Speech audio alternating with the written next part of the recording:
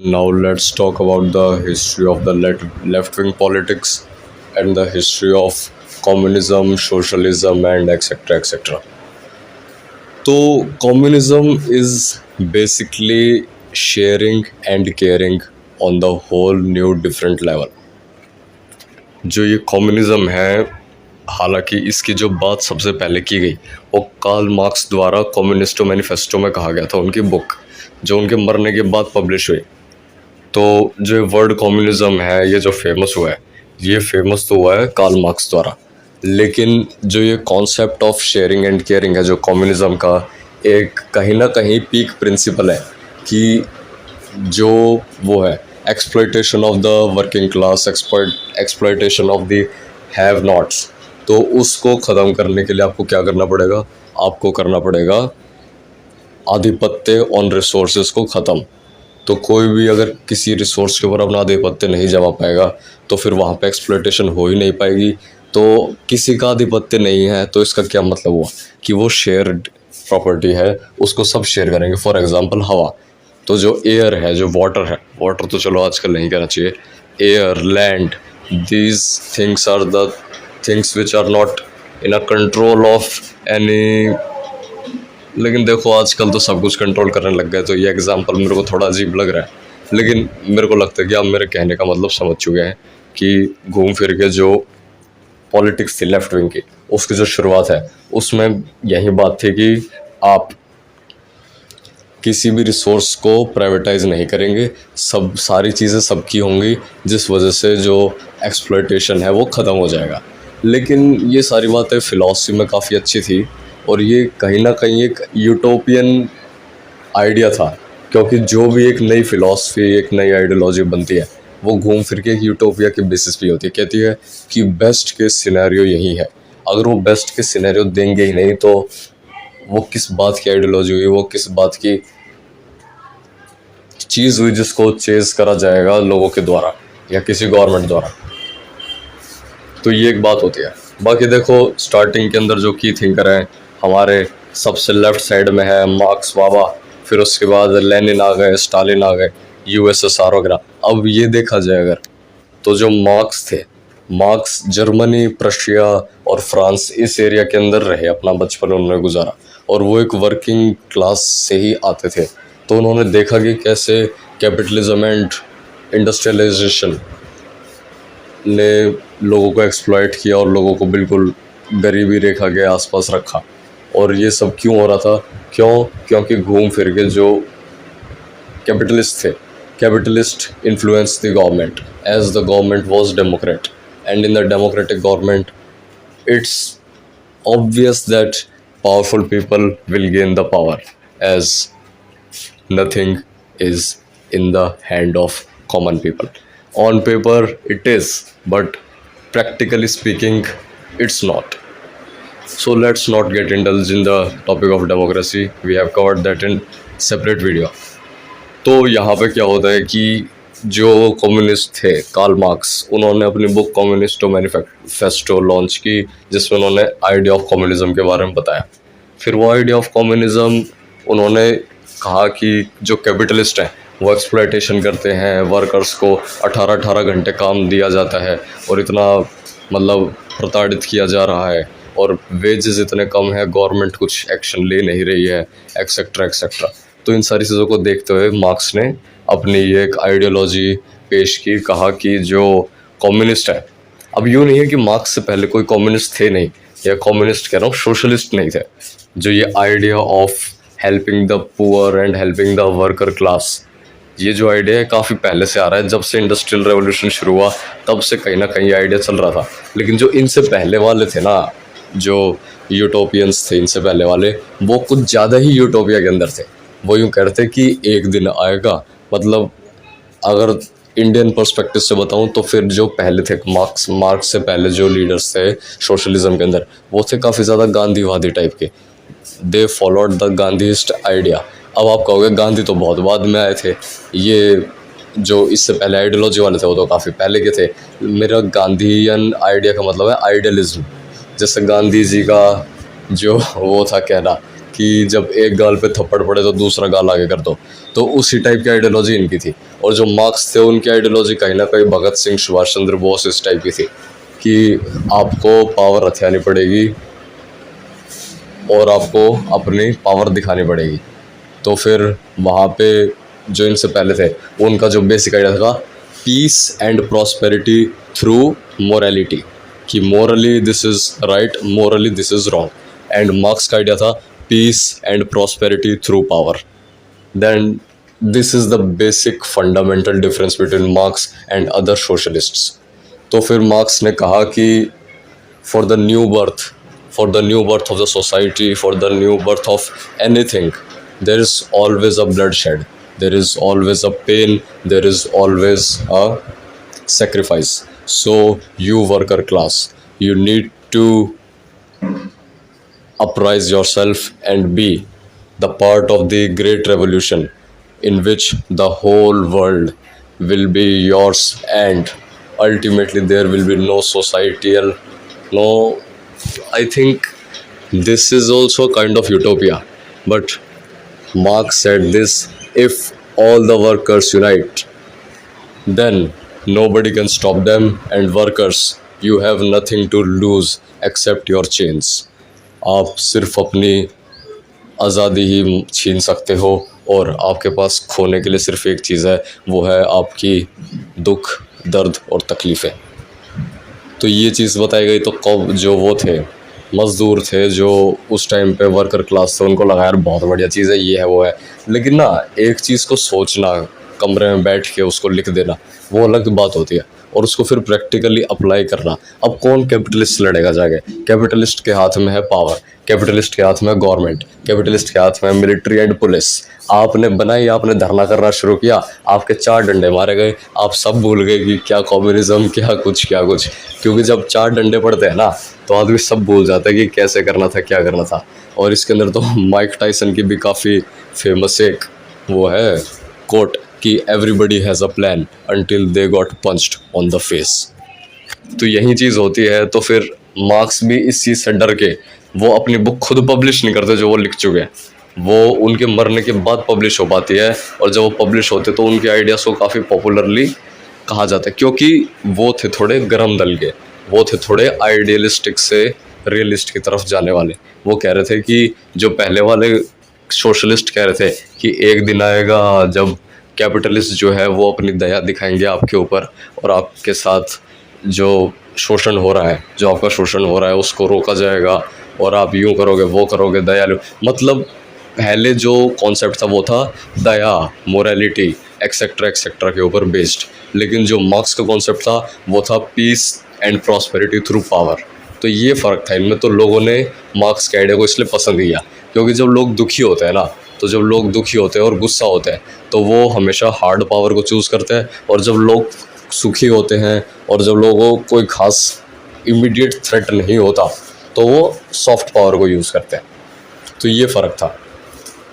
तो मार्क्स के आइडिया यूँ होते हैं। फिर उसके बाद ये आइडियाज़, अब मज़े की बात ये है कि जर्मनी, फ्रांस, जहाँ पे ये आइडिया की शुरुआत हुई, जहाँ पे मार्क्स का जन्म हुआ, वहाँ पे ये आइडिया लागू नहीं हो पाए।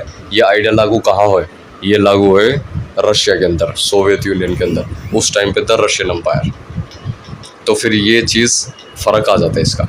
फिर बाकी वही है कि कंजर्वेटिव और लिबरल्स की बात थी, तो एक्चुअल लेफ़्ट विंग जो नाम पड़ा वो फ्रेंच रेवोल्यूशन के टाइम पे था। कि फ्रेंच रेवोल्यूशन में जो एक हॉल बनाया गया था, वो हॉल का क्या नाम था, I can not recall that. लेकिन वहाँ पे जो हॉल था उसमें क्या था कि राइट और लेफ़्ट 2 ब्लॉक्स या 2 सेगमेंट्स बना दिए एक रूम के अंदर, एक जगह में। लोगों के जो लेफ्ट में बैठे थे वो थे प्रो रेवोल्यूशनरीज, जो कह रहे थे कि राजा से पावर छीन ली जाए और सब कुछ बदल दिया जाए और हमारे हाथ में पावर आ जाए। और जो राइट की तरफ थे वो माने गए कंजर्वेटिव्स, जो कह रहे थे नहीं, राजा के हाथ में पावर रहनी चाहिए।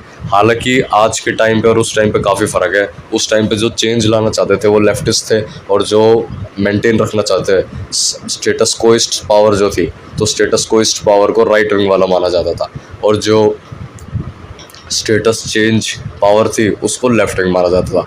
हालांकि काफ़ी लूजली स्पीकिंग सेंस में था। आजकल ऐसा लेफ़्ट और राइट का कुछ खास नहीं हो पाया, लेकिन चलो हिस्ट्री है तो हम बात कर ही देते हैं। तो ये तो था ही।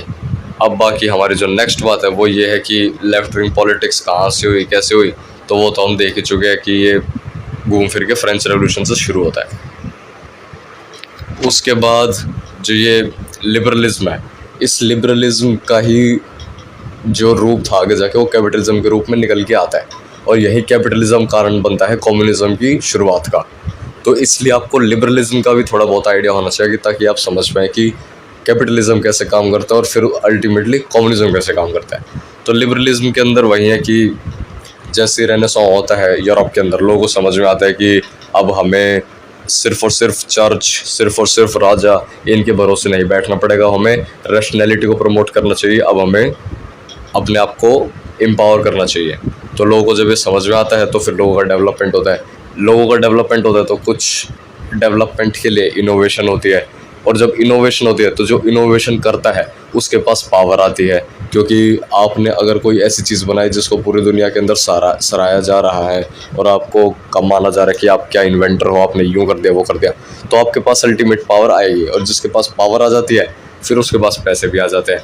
तो कहीं ना कहीं कैपिटलिज्म का जो स्टार्टिंग है वो शुरू ही हमारी हुई इन्वेंशन से और इंडस्ट्री की लगने से। तो जैसे स्टीम इंजन बना, और जो पहले हाथों से कपड़े बनाए जाते थे अब वो मशीन से बनाए जाने लगे, तो जो मशीन का मालिक था उसके पास बहुत ज़्यादा पैसा आने लग गया, तो यहाँ से ये सारी चीज़ शुरू हो गई। तो ये तो था बेसिक कैपिटलिज्म की शुरुआत हुई कैसे, क्या था। फिर उसके बाद सोशलिज्म की, तो सोशलिज्म के अंदर भी हमने बेसिक बात कर ही ली है कि क्या क्या था। बाकी वही है कि सोशलिज्म, सोशल का मतलब लोग, द सोसाइटी, एंड इज़्म मतलब आइडियोलॉजी। तो जिसके पीछे इज़्म लग गया तो वो आइडियोलॉजी को रिप्रेजेंट करता है। For example communism, the ideology of the community. Communism is based on the community of the workers. Socialism is based on the society and the welfare of society and the empowerment of the society. फिर capitalism, promoting the capital, power of the capital. All the ideology is surrounded by the capital and revolves around the term capital. Capital means power, capital means money, capital means capitalism. तो ये होता है capitalism के अंदर। बाकी communism, तो ये हमारे सारे जो लोग हैं ये कम्युनिज्म के क्या कह सकते हैं, इनको हीरो कह सकते हैं। सबसे लेफ्ट साइड में तो ये तो आ गए कार्ल मार्क्स, तो कार्ल मार्क्स हो गए, और यहाँ पे फिदेल कास्ट्रो है, माओ जेडोंग है, और जोसेफ स्टालिन है। कोरियन के ये जो किम जोंग उन हैं उनके दादा भी ये रहे, ये हो ची मिन रहे, ये लेनिन रहा, और ये बहुत सारे हमारे ये हो गए मूछे वाले ताऊ तो ये था। तो फिर मेजर इवेंट्स जो देखा जाए तो मेजर इवेंट्स के अंदर कहने को तो बहुत कुछ था। जैसे शुरुआत वही कम्युनिस्टो मैनिफेस्टो से हुई जो 1848 में कार्ल मार्क्स का निकला, लेकिन जो ये शुरू के अंदर डेवलपमेंट थी इसमें फेडरिक एंगल्स का जो काम है, जो ये हमारे मूछ वाले ताऊ है, तो जो ये फेडरिक जी है, तो उन फेडरिक ने कहा कि देखो बेटा, आप चिल्लाते रहते हो कि ऐसे करेंगे वैसे करेंगे, अब आपको करना ही पड़ेगा, और अब आपको रेडिकलिज्म को अपनाना ही पड़ेगा ताकि आप अपनी डेवलपमेंट कर सके। तो ये चीज़ करते हुए तो इन लोगों ने कहा we will take peace and prosperity through the power. इस चीज़ को नोट कर लो, ये बहुत ज़्यादा इंपॉर्टेंट चीज़ है कम्युनिज्म में, peace and prosperity through the power, through the hard power and through the revolution. तो मेजर इवेंट देखा जाए तो पहली बार 1917 द रशियन रेवोल्यूशन। हालांकि 1917 में शुरू हुआ रेवोल्यूशन, इसके जो अंत होते होते 1922 के अंदर यूएसएसआर की स्थापना होती है। 1921-1922 के बीच में यहाँ पे चलता है मामला जो भी था। तो ये चीज़ थी। तो फिर यहाँ पे पहली बार ऐसा दुनिया में हुआ था कि किसी बुक के आइडिया को, किसी यूटोपिया को एक गवर्नमेंट ने अपनाया और उसको ग्राउंड पे इम्प्लीमेंट करने की कोशिश की। Because ultimately communism was a utopia. Communism is utopia. Practically speaking वही बात है, जब 10 कौड़े पड़ते हैं, जब डंडे लगते हैं ना पुलिस के, तो सब भूल जाते हैं कम्युनिस्ट है या कैपिटलिस्ट है। तो ये चीज़ थी। तो फिर इस चीज़ से छुटकारा पाते पाते, इस चीज़ पे विजय करते करते रशियन रेवोल्यूशन हो गया। तो मार्क्स के जो आइडिया थे वो उनके बुक पब्लिश करने के लगभग 70 साल बाद इम्प्लीमेंट होते हैं दुनिया के अंदर। लेकिन चलो इम्प्लीमेंट हो गए हैं, ये भी काफ़ी बड़ी बात थी। अब इम्प्लीमेंट होने के बाद क्या कारनामे होते हैं अब हम वो देखते हैं। तो मेन जो बात थी कि कम्युनिस्ट बढ़ चुके हैं, कम्युनिज्म का जो सिंबल है वो बन चुका है the sickle and the hammer, the famous and the most iconic symbol of the communism, the USSR flag. तो ये सारी चीज़ हो जाती है। तो उसके बाद अब मेरे को ये बताओ कि यूएसएसआर, सोवियत यूनियन के अंदर कम्युनिज्म आ गया तो बाकी दुनिया कैसा देखेगी उसको? आप कहोगे बाकी दुनिया को अच्छा लगना चाहिए यार कि वर्कर्स के लिए काम हो रहा है, ये हुआ है। Bro you are too innocent. आप मेरे को ये बताइए, जो वेस्टर्न यूरोप है, जो अमेरिका है, it is a capitalist society, and in the capitalist society if you talk about communism which is based on the overthrow the capitalist and take all the power in your hands. Are you ready, workers? Yes, sir. Will you revolt? Yes, sir. Now let's revolt. तो जो ये ideology है, क्या उसको पसंद किया जाएगा ऐसी जगह पे? Outrightly not. तो जो वेस्टर्न यूरोप था, जो अमेरिका था, उन्होंने कम्युनिज्म का खूब विरोध किया और रशियन सिविल वॉर के अंदर उन्होंने जो वाइट्स थे और जो ग्रीन थे उनको सपोर्ट किया against the Reds. Red communist थे, ग्रीन वाइट जो थे वो कंजर्वेटिव्स थे, और जो ग्रीन थे या वाइट थे वो राजा के सपोर्टर थे और बाकी डेमोक्रेट्स भी थे। तो ये सारी चीज़ें चली रही थी, लेकिन देखो ultimately it was the reds who won the war and Soviet Union was formed and it shaped the dynamics of late तो नहीं कहना चाहिए, whole 20th century, the mighty world wars and the cold war. तो ये सारी चीज़ें देखी जाती है। फिर बाकी अब देखो डेवलपमेंट के नाम पे क्या होता है। सोवियत यूनियन शुरू में बन गया, बहुत पावरफुल बन गया, माना मैंने, लेकिन उसके बाद होता क्या है, जो इसके पूरे माई बाप थे, जो हमारे लेनिन ताऊ थे, लेनिन ताऊ का क्या होता है, देहांत। उसके बाद कौन पावर में आया? फिर पावर में आते हैं द ऑलमाइटी जोसेफ स्टालिन। तो जो ये स्टालिनियम है, तो ये स्टालिनियम कहता है कि अब हम पूरे सोवियत यूनियन को ये कर देंगे, वो कर देंगे, और स्टालिन जो है वो मेन की फिगर बन जाते हैं कम्युनिस्ट के, क्योंकि स्टालिन के ज़माने में वर्ल्ड वॉर 2 जीती गई। स्टालिन के ज़माने में वेस्टर्न ब्लॉक जो है उसके खिलाफ eastern block, the iron curtain शुरू होता है। हालांकि देखो कोल्ड वॉर पे हम कवर नहीं करते, टॉपिक कोल्ड वॉर अलग से ही करा जाएगा। तो ये सारी चीज़ें हैं। बाकी देखो मॉडर्न डे क्या देखा जाए, पहले मैं देख लेता हूँ। हाँ ठीक है, तो अभी हम बात करते हैं पहले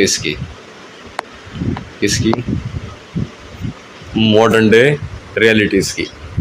तो मॉडर्न डे से पहले मैं आपको बताना चाहूँगा कि जो ये रशिया के अंदर होता है, तो रशिया के अंदर होने के बाद लोग जो हैं इंस्पायर होते हैं, कहते हैं कि यार रशिया ने कर दिया, लेनिन ने कर दिया, now it's our turn. Now the people, the workers of the whole world should unite and overthrow the capitalists. तो इसकी शुरुआत अमेरिका कह रहा हूँ, क्या कह रहा हूँ यार मैं, इसके सोवियत यूनियन के बाद कहाँ होती है। तो मेरे को ये बताओ, सोवियत यूनियन वर्ल्ड वॉर 2 में लड़ा, सोवियत यूनियन ने जर्मनी को हराया और लगभग आधे यूरोप को, बर्लिन तक जब सोवियत यूनियन पहुँच गया, जब सोवियत यूनियन ने पूरे ईस्टर्न यूरोप के ऊपर कब्जा कर लिया जर्मनी से बच के, मतलब जर्मनी को हरा के, तो जो भी अब सोवियत यूनियन के अंडर एरियाज़ है वहाँ पे कम्युनिज्म आएगा या कैपिटलिज्म? आप कहोगे भाई वो तो डिपेंड करता है कि लोग क्या सोच रहे हैं। तो फिर आपको क्या ये पता नहीं चला अभी तक कि लोग तो वो सोचते हैं जो उनको बताया जाता है, जो उनको कहा जाता है कि बेटा तुम्हें यही सोचना है, या फिर वो जो गवर्नमेंट उन पे थोप देती है।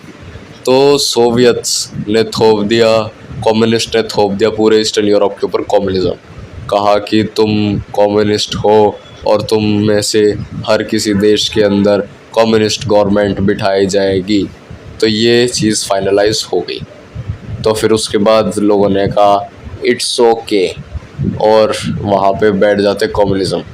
तो कम्युनिज्म की जो मेन वो थी दिक्कत, वो कहाँ जाती है इसके अंदर, वो आ जाती है जर्मनी के अंदर। ईस्ट वेस्ट जर्मनी का पार्टीशन हो गया। पोलैंड और Hungary, Czechoslovakia, all these Nations were the satellite states of the Soviet union and they all together formed the Eastern Bloc or the Reds. They were Reds, and in the left side, the Western Bloc, there were the capitalists, the Blue. So Americans versus Soviets, the beginning of the Cold War. तो 20th century में ये होता है। तो cold war हो चुकी है, तो सोवियत यूनियन चाहता है कि पूरी दुनिया में वो कम्युनिज्म कर दे, और अमेरिकन्स चाहते हैं कि पूरी दुनिया के अंदर जो एक कम्युनिज्म हो रहा है उसको रोका जाए। तो इसके अंदर लड़ाई होना तो लाजमी है, और लड़ाई की शुरुआत चाइना के अंदर तो हो ही रही थी। तो माओ ने लेनिन से इंस्पायर होके अपना शुरू कर दिया कार्यक्रम। ऊपर से जो वेस्टर्न यूरोप था वहाँ पे माना अभी के टाइम पे कम्युनिज्म पावर में नहीं था, लेकिन कहीं ना कहीं उधर भी कम्युनिस्ट ब्लॉक्स बन के तैयार हो रहे थे। तो फिर पूरी दुनिया के अंदर जो कम्युनिस्ट रेवोल्यूशन था उसने अपनी पकड़ जमा ली। उसके पश्चात क्या होता है कि चाइना के अंदर माओ जेडोंग जीत जाते हैं। फिर उसके बाद जो वियतनाम है, वियतनाम का पार्टीशन, कोरिया का पार्टीशन और यूरोप का पार्टीशन, वो सब तो चल ही रहा था। फिर ये सारी चीज़ें चल रही हैं, कोरियन वॉर होती है, वियतनाम वॉर होती है। हालांकि ये सारा कोल्ड वॉर का पार्ट है, तो इस पर हम बहुत ज़्यादा डिस्कशन नहीं करना चाहते। फिर उसके बाद क्या होता है, मेन जो थी क्यूबा के अंदर होता है फिर रेवोल्यूशन। क्यूबा के अंदर फिलाडेल कास्ट्रो जो है, फिलाडेल कास्ट्रो कहाँ गए, ये रहे फिलाडेल कास्ट्रो, सबसे ज़्यादा नीचे राइट साइड है। तो फिलाडेल कास्ट्रो पावर गेन कर लेते हैं क्यूबा। उसके पश्चात होती है डेवलपमेंट। फिर अपना अलग ही लेवल पे क्यूबन मिसाइल क्राइसिस होता है, कोल्ड वॉर का सबसे मेजर इवेंट में से एक। तो ये सब हो रहा था। तो फिर आप कहोगे यार ये तो लड़ाई हो गई, तो पॉलिटिक्स हो गई। ऑन ग्राउंड हुआ क्या कम्युनिज्म के साथ? क्या कम्युनिज्म जिस चीज़ से आया था कि एक्सप्लॉयटेशन ख़त्म हो जाएगी, ये है वो है, क्या वो हो पाया? देखो, इस बारे में बात ना ही की जाए तो अच्छी बात है, क्योंकि कुछ बातें बताई नहीं जाती, कुछ बातें समझी जाती हैं। तो जिस वादे के साथ कम्युनिज्म की शुरुआत हुई, जिस सोच के साथ कम्युनिस्टों ने पावर गेन की, वैसा एक्चुअल में तो नहीं हो पाया, लेकिन उससे कम भी नहीं हो पाया, उससे ज़्यादा भी नहीं हो पाया, बीच से में रह गया मामला।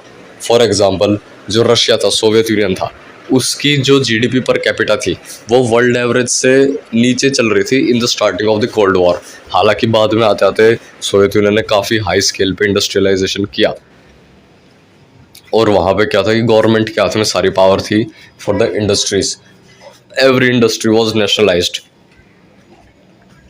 तो इस मामले में देखा जाए तो ठीक था। हालांकि देखो, लोग जो है माओ जेडोंग के भी टाइम पे मरे, लोग जो है स्टालिन के टाइम पे भी मरे, और लोग जो थे वो कैपिटलिज्म के भी अंडर मर रहे थे। तो यूं बात नहीं है कि एक्सप्लॉयटेशन एकदम रुक गया हो। हालांकि जिस आइडिया को यूज़ किया गया वो फिर वेस्टर्न यूरोप में भी गया, और जो लेबर लॉज आज के टाइम पे हम देखते हैं, जो सोशल वेलफेयर स्कीम्स देखते हैं, वो कहीं ना कहीं एक इम्पैक्ट है, वो कहीं ना कहीं एक वो है, क्या कहते हैं, repercussion of the communism and the communist revolutions. क्योंकि जो ये देश था जिसके अंदर कम्युनिज्म नहीं था, वो सोच रहे थे कि यार इनकी थोड़ी बहुत मांगे पूरी कर दो, नहीं तो इन्होंने अगर रिवोल्ट कर दिया तो हम बिल्कुल ही फिनिश हो जाएंगे। तो उन रिवोल्ट करके बिल्कुल ये ख़त्म ना हो जाए, उसके लिए फिर इन्होंने सोशल वेलफेयर स्कीम लॉन्च कर दी। तो ये सारी चीज़ें चल रही थी बैकग्राउंड के अंदर। तो इन चीज़ों के अंदर अब सबसे आगे देखा जाए तो नॉर्डिक कंट्रीज़ हैं। हालांकि वहाँ पे देखो अलग लेवल की बात हो जाती है कि मतलब जहाँ डेवलपमेंट होती है वहाँ पे सरकार खर्च कर सकते हैं बहुत ज़्यादा, क्योंकि वहाँ पे लोग पहले ही वेल सेटल्ड हैं और सब कुछ बढ़िया चल रहा है। तो पहले डेवलपमेंट, फिर सोशल वेलफेयर। हालांकि आजकल तो देखो इस बारे में बात ना ही की जाए तो अच्छी है।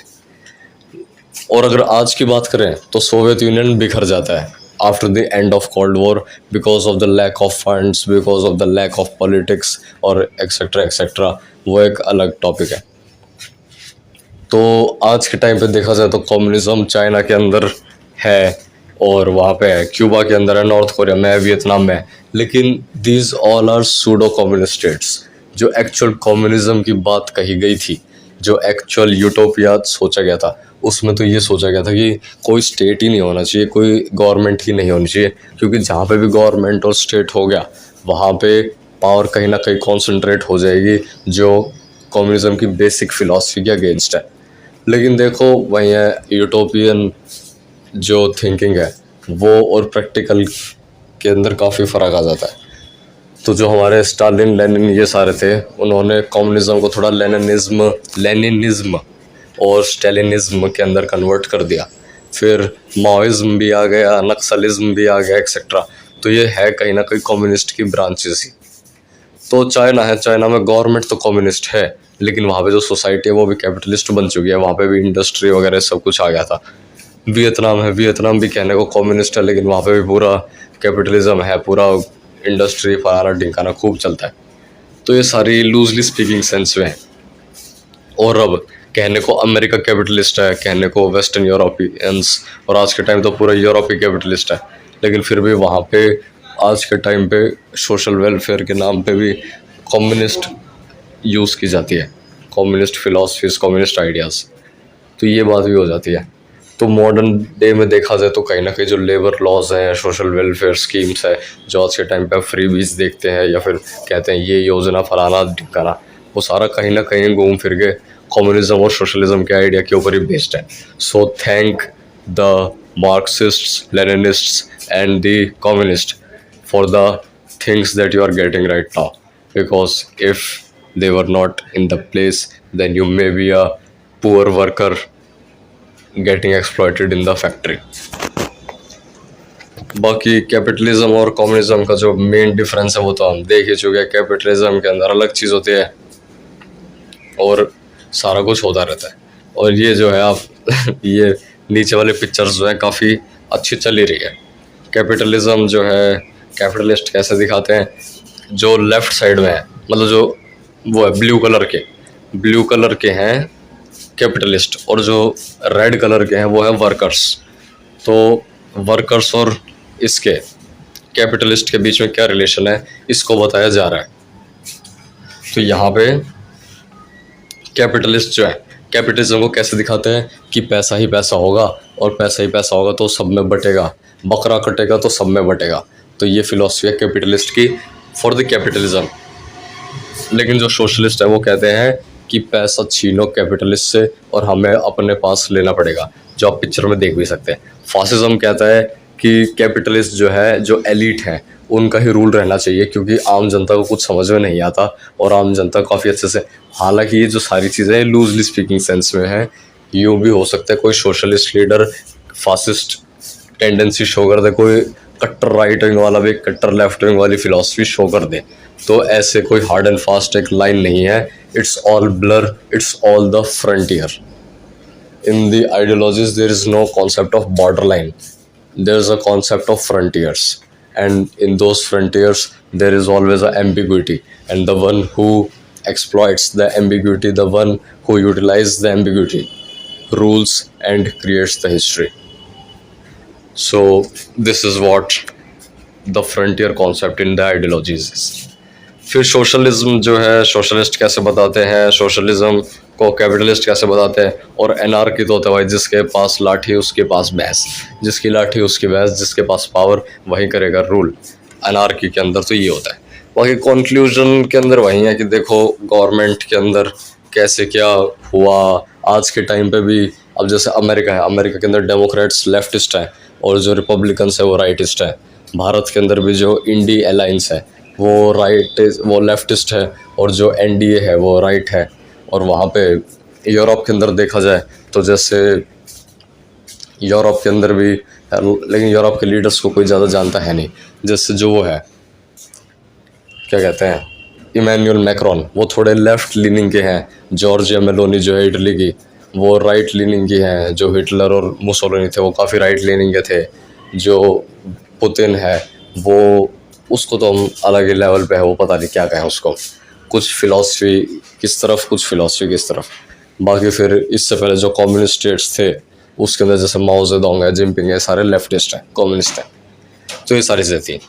तो मेन वही बात है कि देखो ये डिबेट सदा कंटिन्यू रहेगी, क्योंकि आप कुछ नहीं कह सकते क्या अच्छा क्या बुरा, जब तक आप उसको खुद एक्सपीरियंस ना कर लो, जब तक वो दिख ना जाए। हालांकि आप कहोगे नहीं भाई दिख तो गया, कोल्ड वॉर हुई, कैपिटलिज्म वर्सेस को कम्युनिज्म हुआ, जीत तो गया अमेरिका।